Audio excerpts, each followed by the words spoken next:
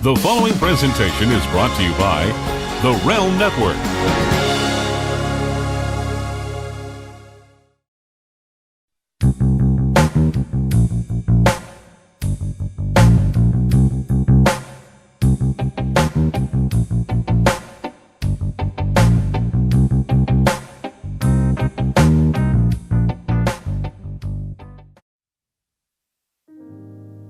Fox's hit show American Idol is currently in the middle of its final season, and for me, one contestant stood out amongst the crop of talented singers. 19-year-old Colette Lush from California.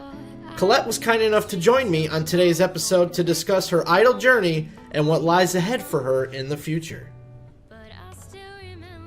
Welcome everybody to another episode of Destiny Unbound. My name is Jeff Lane, and listen, it's not every day that Jennifer Lopez compares you to Carrie Underwood in front of 9 million people.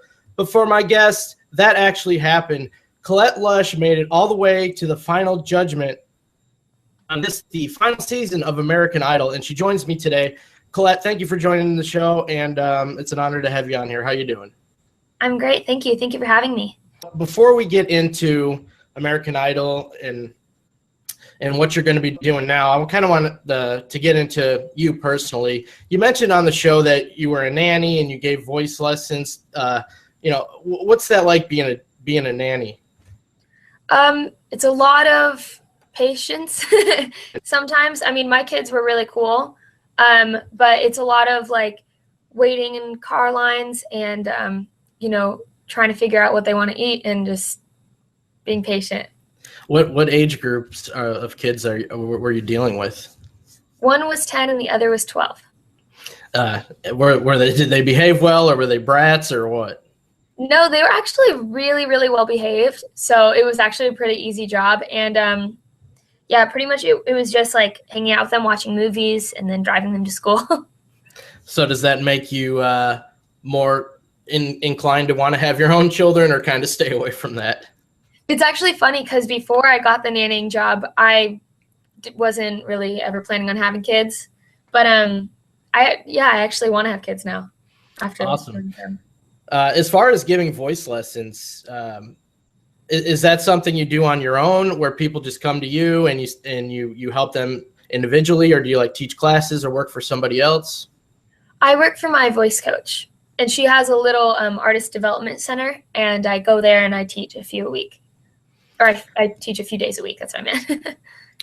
Do you, the students that come to you, are they already gifted in music, or can anybody come even if they're not good singers, and you kind of have to, try to teach them how to sing? There's people that come that are naturally very, very talented, and then there's some people that just come in and they just want to learn and get better. Well, for you personally, getting into singing, have you been doing this your whole life? Did you start as a child? Like, when did you finally realize, I'm really good at this? I've always been singing. Like, it's always just been a part of me. So I don't know when exactly I started, but I didn't really ever sing in front of anyone until I was about 10. I was really awkward and like kind of weird and shy. And I tried out for the school musical, which was Annie. And it's just funny because it's another redhead thing. and I got the lead in that. And then after that, I was surprised at how everyone reacted towards me. And I saw when you were 17 that you sang the national anthem at a LA Dodgers game. How did that come about? And you had to be nervous, especially at 17, going on a baseball field in front of everybody. You know what's so weird is I actually wasn't that nervous. Like, driving up there, I was like, I'm not really nervous yet, but I'm sure I will be once I get out there. And then when it came down to singing it, I had these little earpieces in, so I couldn't hear any of the crowd. And they had me set up so I was just staring at a screen of myself. So I wasn't really nervous because I didn't feel like I was really singing for anyone but myself in the moment. But that came about because one of my voice coach's really good friends, his brother or brother-in-law, works at the Dodger Stadium. Besides that, and before American Idol, was that the biggest, audience that you sung in front of, or, had you performed, with plays and musicals in front of a big crowd before?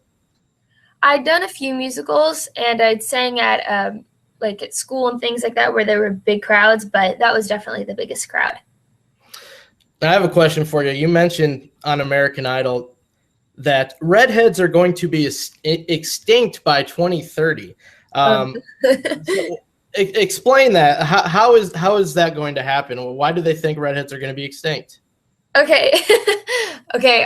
It's funny. I've gotten so many comments, like, or tweets and all of these messages towards me being like, you need to check your facts. You're so wrong. Like all these things, like people got really offended by that. But I read it on some random article on the internet a few days before, and I was not planning on talking about that at all. And when I was in front of them, I got so nervous that when I get nervous, I just blurt out random facts, and that's what came out. And so that might not be true then. Oh yeah, no, I don't think it's true. Really, people really got that offended over that? Like, oh yeah, I know. I was surprised too. I was like, okay, guys, it's not a big deal. So when you decided to try out for American Idol, is this something you've been contemplating for a few years, or did you finally just like, you know what, I'm good enough to do this, I'm going to give it my all?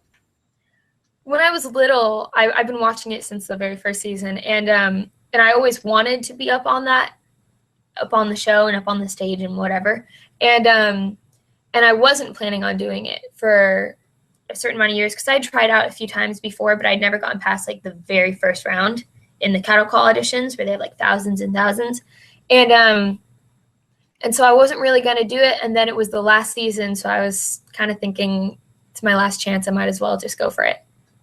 That's amazing, because hearing you sing, it's hard to believe that you wouldn't even get past that first round. But the times that you did that, did that affect your confidence at all?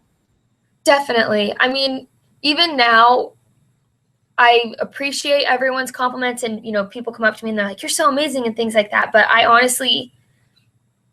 think that I have natural talent, but I don't think I'm this amazing singer. Like,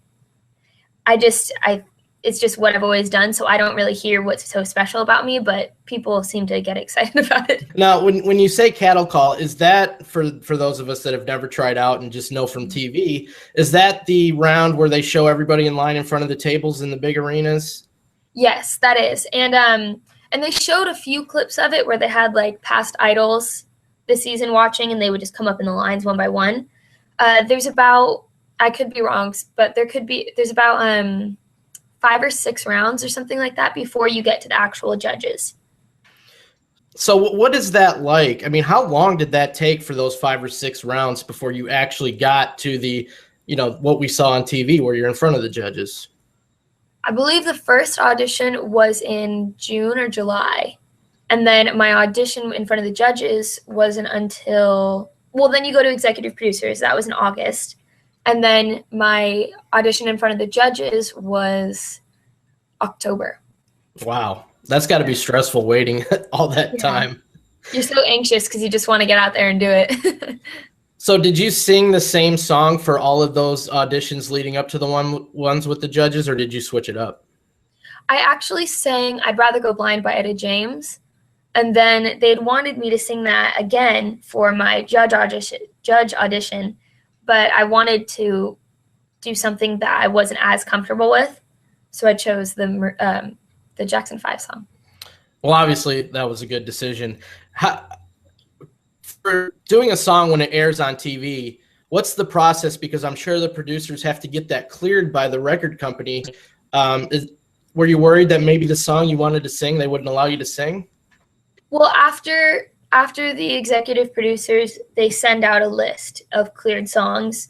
And if your song isn't in there, then you have to pick one that's on the list, because those are the songs that they have the rights for. So you make it through all these rounds that you really don't see much of on TV. You get to go in front of the judges. For those that don't know, well, you must be living in a box, but it's Harry Connick Jr., Jennifer Lopez, and Keith Urban. So, I mean, that's got to be nerve-wracking as it is. But, I mean, they did an awesome package of you on TV. A lot of the contestants, they don't get on TV. You know what I mean? There's only a select few. So you got a really good spotlight on there. You're singing your song, and I'm assuming you can't hear their banter while you're singing because you're so focused on yourself. But Jennifer Lopez makes a comment, I feel like Carrie Underwood just walked in here. And, she did repeat that to you when they were giving the critique. I mean, what kind of pressure does that put on you for somebody like Jennifer Lopez to say that to you? Well, it was her saying that, and then I was like, oh, crap. And then Harry saying, do you think you can make it to the end? And obviously you want to seem very confident, so you're like, yeah, definitely. And that just made me super, super nervous. But I was still really happy that I wasn't really thinking about it. The audition was amazing. Everybody saw it. You were one of their favorites. After you left the room, they do a little talk, and Harry says she really did have a different quality to her voice, and Keith Urban said, she didn't sound like anyone, timeless. Those are great comments. So, were the first time you heard those when it aired on TV? Yeah, because I had already ran out and left and stuff, and when I heard that, I was really surprised, because you never know if like they're gonna like you 1 minute and then be like, yeah, she was really good, but we'll see how she does, or something like that. So that was really, really cool that they said such nice things. Anybody that watches the show knows the normal process. You get the golden ticket, you come back out the door, you stand there, you talk with Ryan Seacrest, your family comes up and screams. But you were like, screw this. You sprint all the way out past Ryan Seacrest. He had to chase you down to your family. I thought that was interesting watching him sprint after you. But, what was going through your head at that time? Because obviously, here's Ryan Seacrest, one of the biggest known people in the world. But you didn't even, I don't need to talk to you, Ryan. I need to get to my family. So what was running through your head at that time? Okay, so you know how you stand in these little cubes and there's like cameras shooting down, there's like a mirror and things like that? Yeah. So when I'm in that cube waiting, and the reason I started like doing finger guns and things like that is because I felt so like nervous, and I was making jokes like, wow, is this velvet on the walls? And like, I just kept being a goof. And I think that one of the producers saw that in one of the monitors, and a producer came into the cube with me and said, you're going to have a running camera. And no one had that day. So I was really confused at what that even meant. And he said, if you get a golden ticket, your family isn't going to be right outside the door. They're going to be back in the room. So I want you to just sprint right to them. And so I said, okay. And then I started walking, and I opened the door, and it was all just kind of like a blur because I was so excited. And I see a camera, and I see the red light, so I know it's filming. And I see Ryan, and I'm like, he told me to run. And so I just sprinted right past him, but I didn't want him to feel like I didn't acknowledge him. So I was like, just did like an awkward little hand gesture. I thought that was really cool. So at this point, you got the golden ticket. Mm-hmm. Were you confident that you were going to get one, or were you kind of 50-50 before you walked in the room? I was really 50-50 when I walked in the room. And even when I was singing, even though she whispered something really nice, I couldn't tell if she was whispering something positive or negative. And so that kind of threw me off, and I didn't notice everyone smiling. Now watching it back, I see that they were smiling at me, but in the moment, I thought they were just like staring at me. And so I didn't know until JLo said, wow, right afterwards. And then I was like, oh, okay, I think I'm going to go through. Well, when we watch it on TV, we know there's people off to the side. We see the judges interact with them. Sometimes they'll show somebody come in to mess with their makeup or their hair. But how many people are actually watching you as you're doing that audition? During that audition, it was like I walked in, and there was the wood floor and the table. And then there was like 2 or 3 cameras over here, and probably like 10 crew standing right there. So that's you have to go up there in front of these people that you don't know, in front of 3 celebrities, and to give the best performance that you can. How did you stay within yourself, stay in the moment, and kind of blur all that out so you could give such a great performance? With me, when I sing, I'll be nervous right before, and then when I actually start singing, something comes over me where I just feel really comfortable, and I don't really know how to describe it. And then afterwards, I have no memory of how I actually sounded, and it's just kind of like in the moment, it just kind of washes away. It's weird to explain, but that's my only way to explain it. Yeah, well, obviously it worked. So you get the golden ticket. How long before that day till you had to go to Hollywood? It was about a month. So in that time, do you do a lot of practicing? Do you try not to talk so your voice doesn't, go? Or what's going on as far as your daily routine in that time? During that time, I was staying away from all dairy. I was staying away from anything with acid in it. And I already have acid reflux, so that burns my vocal cords, so I have to be really careful about that. I was having voice lessons every single day. I was going to bed really early, making sure to not be around any fires or any smoking or anything like that. So it was just like crunch time to really take care of my voice. When you get there, what's the atmosphere like? I mean, are you sizing up the competition? Does everybody seem like you're looking at them as peers, or are you looking at them as threats? You know, like do they assign your roommate for you, like at the hotel? How's all that work? They do assign your roommate for you. And luckily, the person that I got roomed with was someone I became friends with back in San Francisco. So I was already really comfortable with her. But surprisingly, there wasn't really anyone that was like rude or made you feel like this was a real competition. Like everyone knows that it's a competition, but when you're there, at least from my mindset, I was just trying to be friendly and just trying to make friends with everyone. So everyone was really cool in my experience. On the first day when you get there, do they lay out how the rounds are going to go, or do they just kind of throw them at you? Okay, you all sit down in the theater. Now we're going to do lines of 10. Like, did you know that going in ahead of time, or did they kind of surprise you with that? It's a little bit of both. I mean, we knew that there were going to be lines of 10, but they didn't tell us until the night before, like really late the night before, who was going to be going the next day and who was going to be going the day after, because there were so many people that they had to split up the line auditions into 2 days. And yeah, and then other than that, they would be like, okay, here's your call time, here's when we're going here, and then they wouldn't tell you what time we would start singing. So it was all kind of a surprise, and you had to constantly be drinking tea, but you didn't want to fall asleep, and it was crazy. After that, you pass the line of 10. Mm-hmm. I've heard people say this on the show. How true is this for you? It's like, awesome. It's such a relief. I made it through, happy, but then all of a sudden, do you start stressing because now we go right on to the next round and repeat the process all over again? Yes and no. I mean, right away, I was really, really excited, and I was really excited for a few hours. And then it was like that night, it started really creeping in. And then that next morning, I was a mess because I was really freaking out about groups.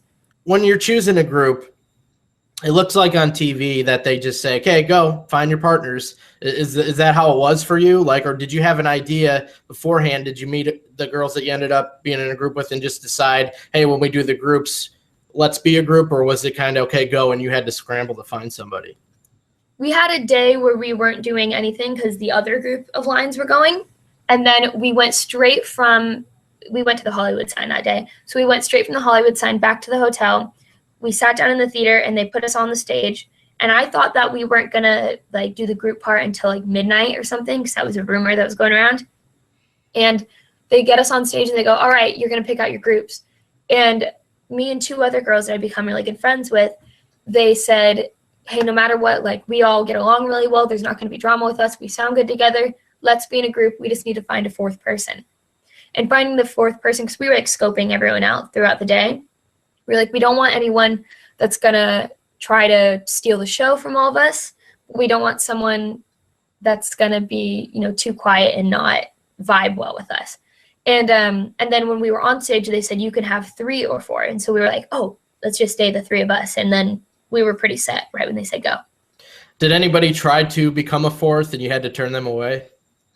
Yes, it was really awkward, actually. One girl that we were friends with, because we were all standing there quietly, and she whispered to me, and I turned around, and she said, can I be in a group with you guys? And I just kind of went, I don't. And then I like turned around, and it was really awkward, and we're cool, but that was an awkward moment. The song choices, I know they give you a certain amount, and only a certain amount of groups could do each song. You were with Amit Cannon and Avalon Young, and you picked the Usher song, DJ Got Us Falling in Love Again. Was that your first choice? Yes, we were choosing between that one and Rather Be, but we knew, sorry, I can't talk. We knew that would be Rather Be would be predictable for us. We wanted to do something that very few people were doing, and it ended up being only one other group did DJ Got Us Falling in Love. When they showed it on TV, I believe they only showed Avalon out of the 3 of you. were you surprised or about that? Like, did it kind of like, man, why didn't they show me, or did it not matter? I mean, I don't have any control over it, so I tried not to get like too bummed about it. I think Avalon sounded really, really good in that song. It was a really good highlight moment for her, so I was happy that she was shown. And for me personally, my performance during that one was, I think, my worst out of all of them. So I wasn't too upset. After the group round, it goes to the solo round, where after that you're separated into 3 rooms. Now, they didn't show your solo round performance, but they did show something in the next episode. Harry made a comment afterwards, and he said, it's almost like she's defeated or something. I think she's amazing, but get the sense like I'm not going to win this. How accurate do you think that statement was, or was he completely reading you wrong? At that point, my confidence was a lot lower, just because my rehearsal that morning, I wanted to sing the song. I sang Rise Up by Andre Day. I wanted to sing it with pretty much just piano and a little bit of drum, but very acoustic sounding, and I wanted it to be very slow, and I wanted it to be a lower key than the original.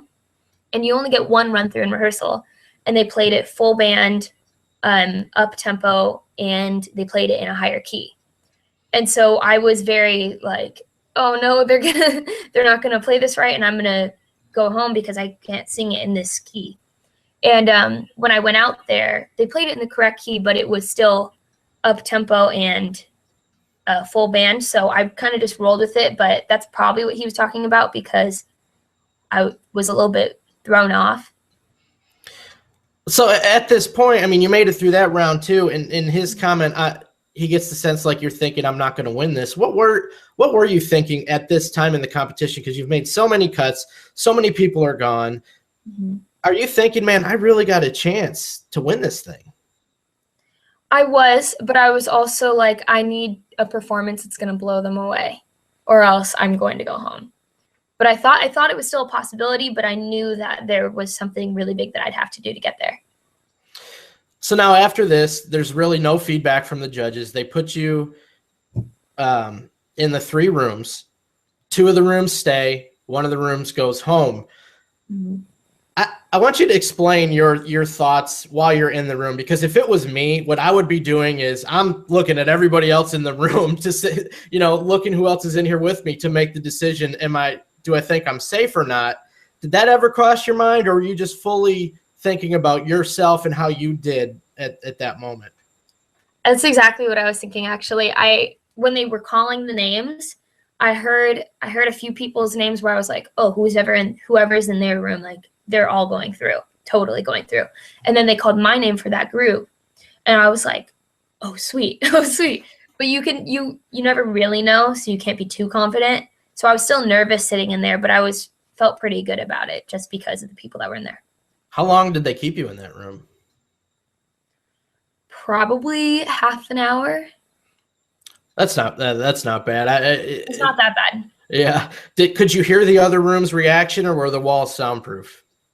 You could definitely hear the other rooms, but we were the first. So we didn't hear it until after we'd already gone, I guess. Now, did you have any friends that were in that 3rd room that didn't go through? Close friends? My closest friends actually all went through. And but it was me and Avalon, it was our group.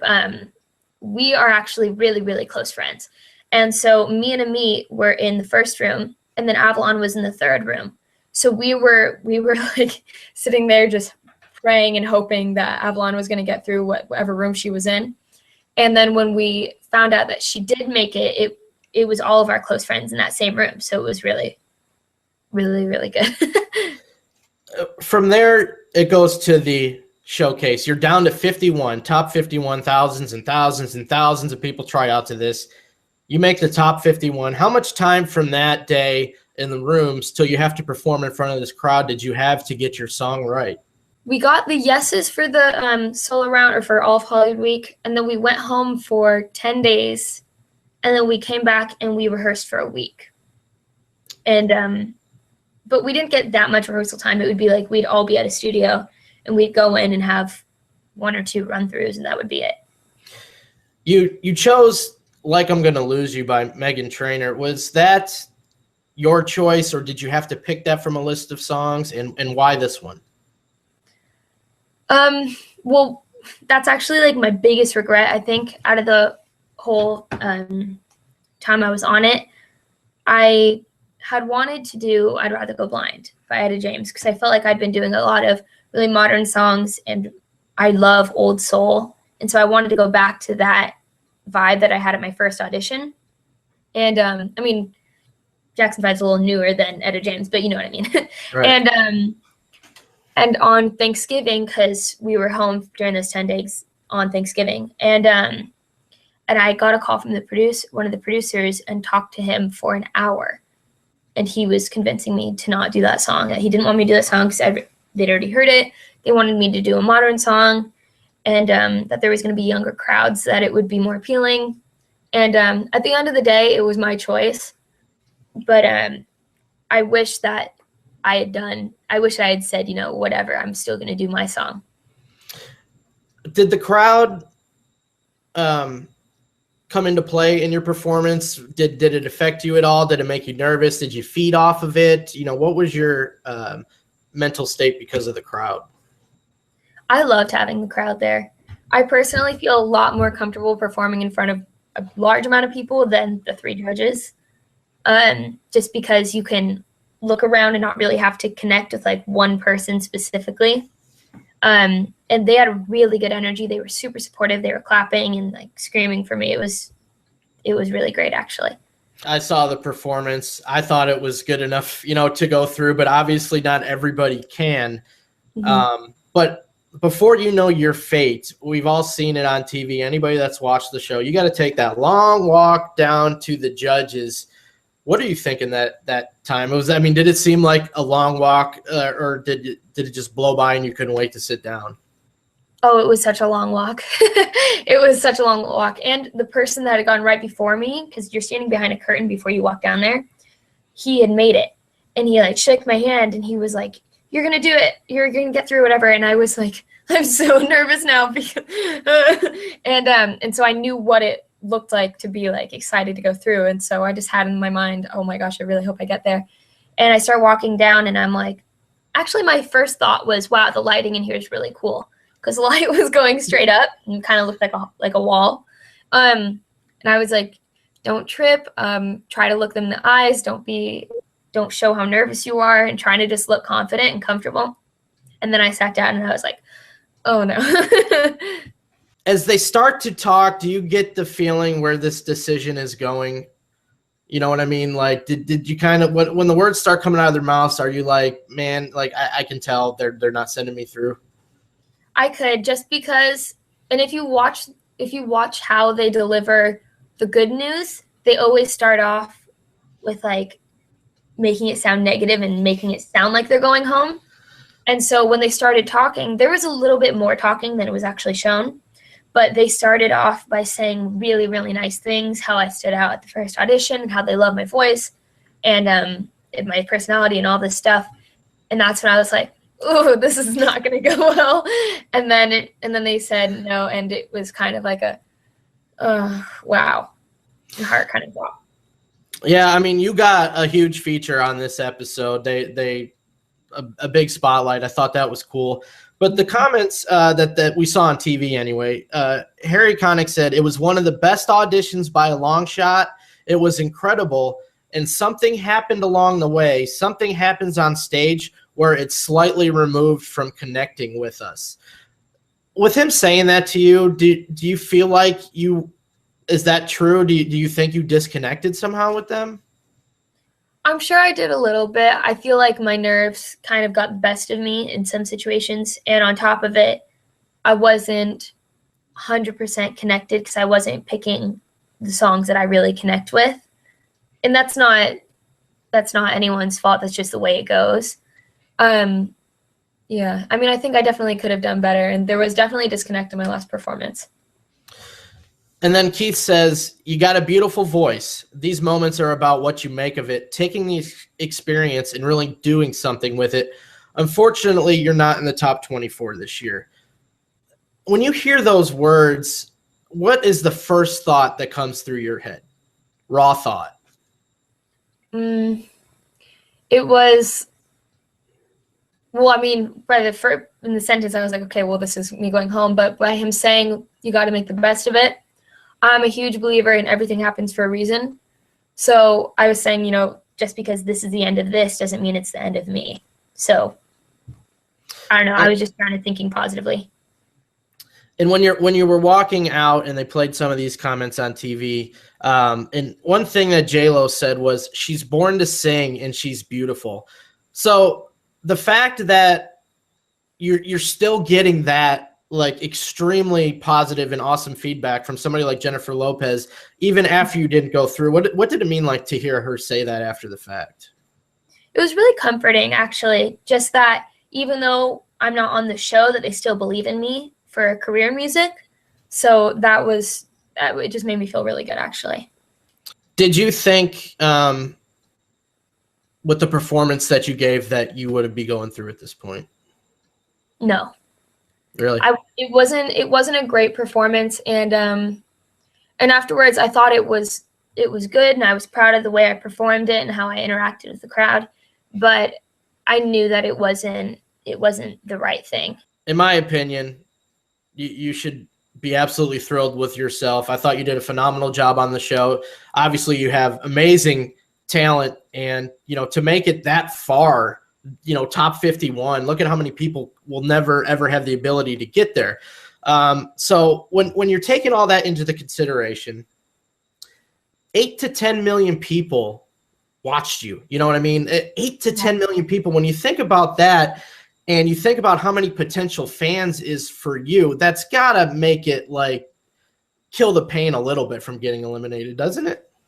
Oh, totally. And there's so many people that were tweeting at me being like, you should be the wild card and blah, blah, blah, blah. And just like, I'll be your fan no matter what. And just very, very supportive. So that really felt good.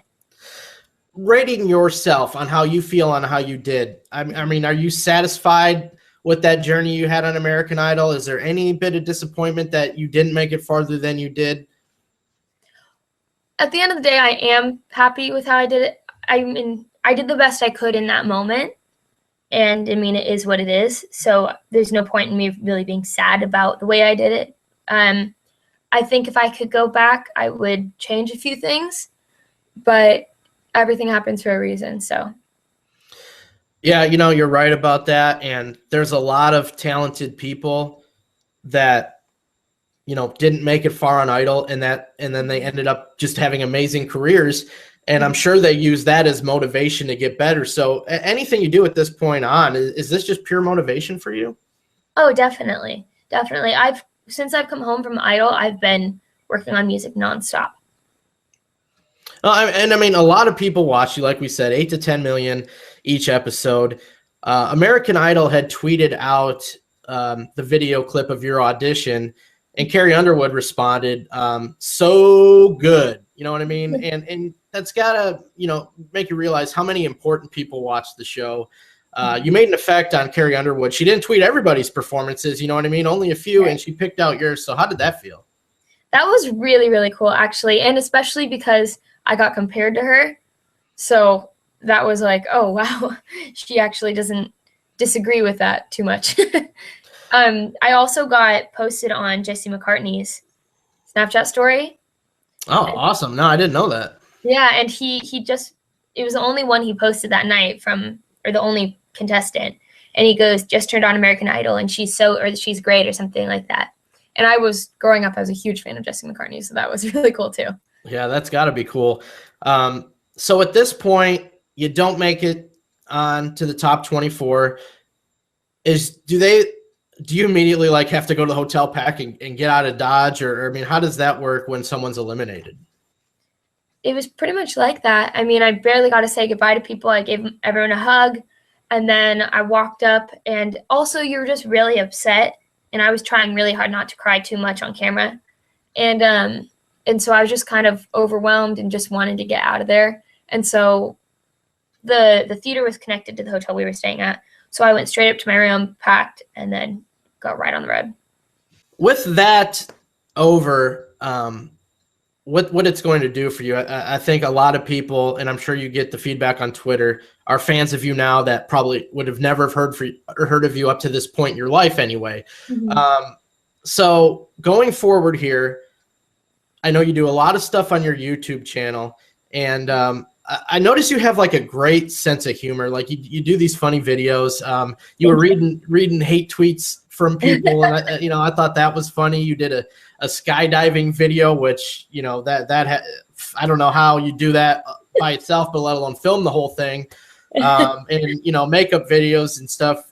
So like, what's going forward with your YouTube channel and projects? What do you got in the can, and what can we expect to see from you coming up?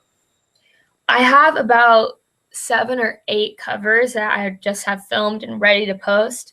And then I try to throw in a talking video here and there, but I'm trying to do more just singing right now. I post 3 times a week. I post Monday, Wednesdays, and Fridays. So just a ton more videos. Yeah, and I saw, the videos where you're singing these songs are so well done and professional looking. There was one you had an entire orchestra in there.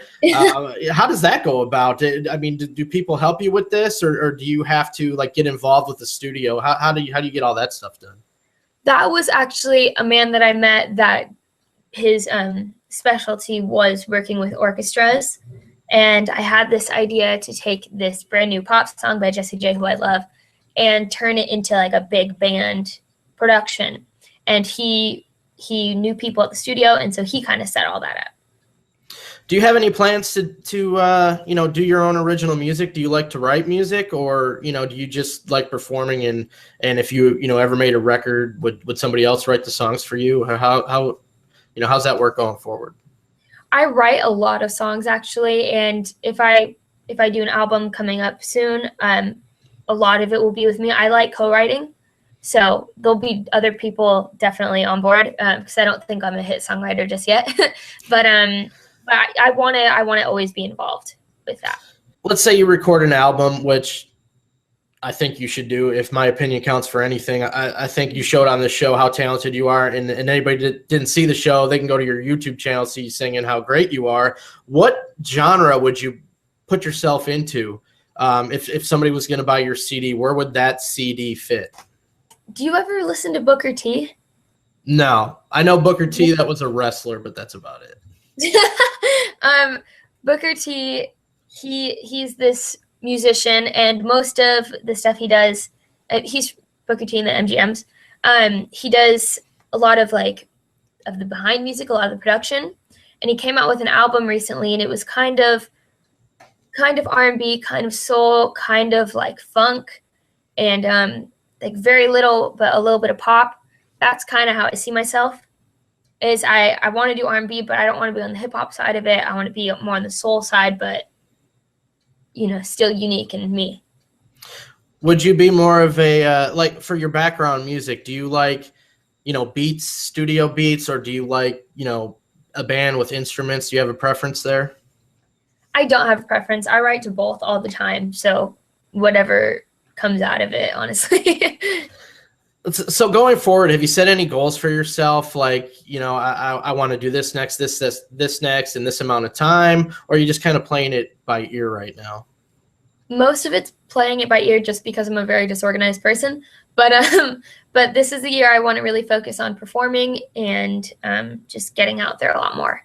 Before I let you go, Colette, go ahead and plug everything that you would like, where people can follow you, your Twitter, Instagram, YouTube channel, anything you want to throw out. Go right ahead. To follow my social medias, my Instagram is Colette Lush the Ginger.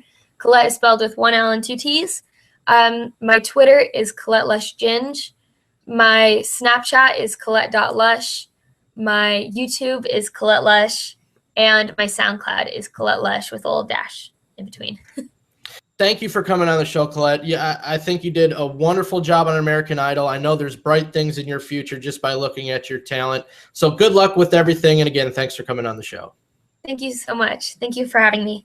I would string myself along, hoping that you're coming home. In the morning you'll be gone, but I still remember you.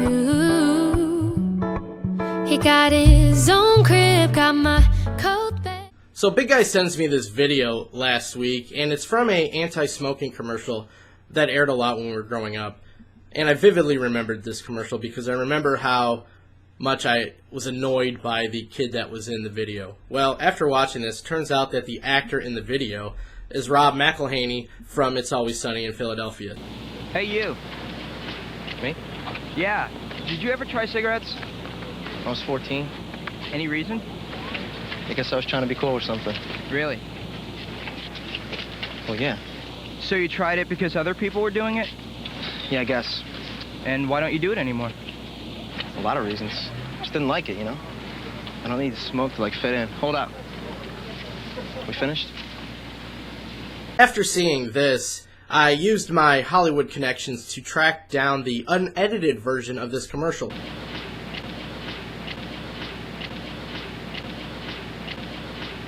I did an ocular assessment. Hey, you. Me?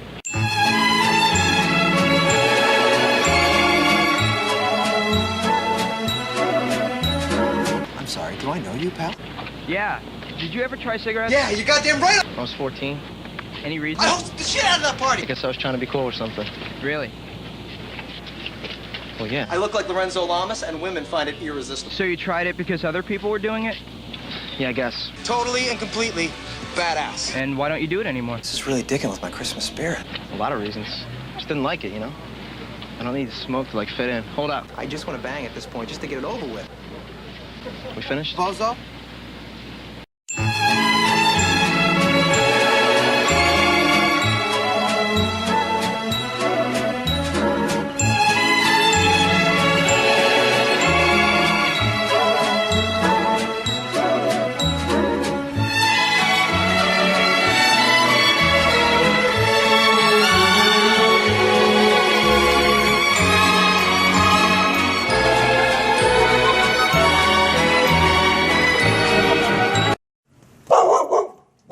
Visit VinceRussoBrand.com to sign up for exclusive VIP content.